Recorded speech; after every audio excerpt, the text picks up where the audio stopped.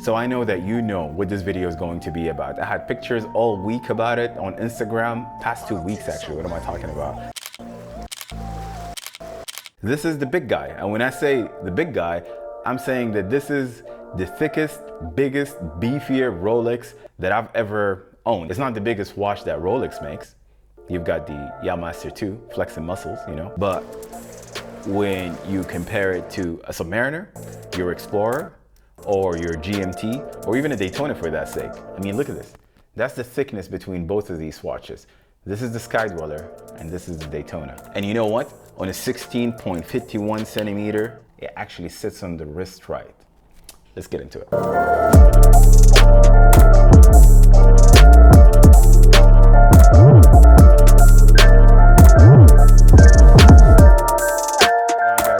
What's going on, guys? It is your boy Ritter from Watch Society. So my watch collecting philosophy had changed. I mean, it used to be whatever Rolex they call you for, just run and get it, like get all the Rolexes. But now it's, you know, try to diversify as much as possible. It's about diversification, right? Not from the same brand, even from other brands. Of course, hence the Cartier that I talked about, the Santos, the Tudor, and recently been looking into Langes as well, some of the Saxonia collection, something maybe I want to tap into in the future, far away from, you know, what's hyped, but I guess this is a topic for later.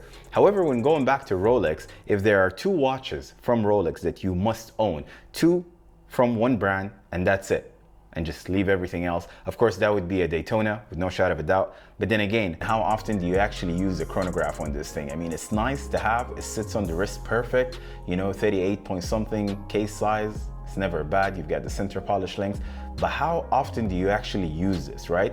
And then the next one would be, of course, a Submariner. A lot of people would say the Submariner would be the second pick, but for me, having owned a few Submariners, I can tell you that you just wish that there was a little bit something more about it. For me, I would honestly look at a Sky Dweller, right? I mean, if you want an all-rounder watch, this is what it is. This is, of course, something that would showcase the GMT function, just like the GMT watches that are built for that purpose. But it gives you a little bit more than the GMT, right? It gives you the month, the date, the time, as well as a dual time zone or a GMT. So you get all of that in one watch. So that's why for me, the Sky Dweller is actually all-rounder. So if it comes down to two watches, of course, I would say the Daytona, you know, even though you really can't justify the chronograph, but the other one has to be the Sky Dweller. It must. I mean, that's something that you can't go wrong with. A friend of mine recently said actually on one of the videos that this is Rolex's evolution and this is the revolution over here. And I couldn't agree more. At the time, I had no idea what he's talking about, but I couldn't agree more now. A GMT function, an annual calendar, a date, all in one. All these functions, of course, are usable functions. You see yourself traveling and using the dual time zone or a GMT. And yes, the GMT line from Rolex is specifically meant for that purpose, but the Sky Dweller gives you a little bit more. The reference is 326934. The case and bracelet made out of 904L stainless steel, of course, with a white gold bezel, 42 mm case by 14.2 mm height. So it's actually a little bit tall. If you look at it without putting it on your wrist, depending again on your wrist size, it could stand tall. In my case, however, it sits just right. 100 mm water resistant, sapphire crystal with date cyclops, and housing the caliber 901 with center seconds, minutes, hours, actually independently settable hour hands, and a home time indication by 24-hour ring. And what's also fun about this watch is that you're able to control all of this with, you know, I would have thought it's the fluted bezel first because it is a fluted bezel, but it's also a ring command, right? It's got different settings, different positions. The first complication is straightforward, setting the time, dual time zone or GMT function that displays the time simultaneously. To set the time, you first unscrew down the crown and pull it out to the setting position. You then turn the bezel all the way to the left as far as it will go. I would say about 6 o'clock on the dial. This stops the second hand and engages the hand settings, and you can then only set the time.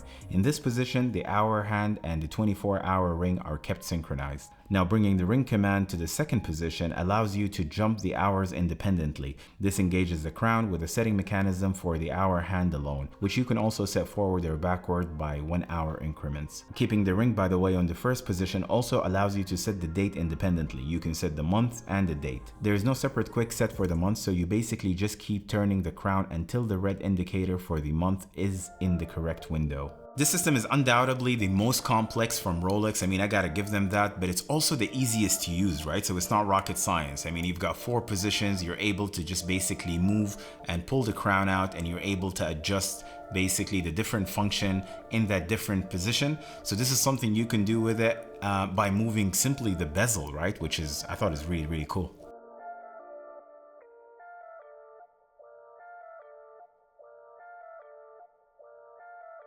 The annual calendar, which is the second complication found in the Sky Dweller, shows calendar has days of variant length. Some months have 31 days and others have 30, as you know. Most notably, February is the oddest month out there, and depending on whether or not it's a leap year, can be either 28 or 29 days, and the Sky Dweller will actually show you that. I mean, I gotta tell you, when I first got the call from the AD, I actually thought it's going to be the Jubilee bracelet, because I went up on the wait list for that as well.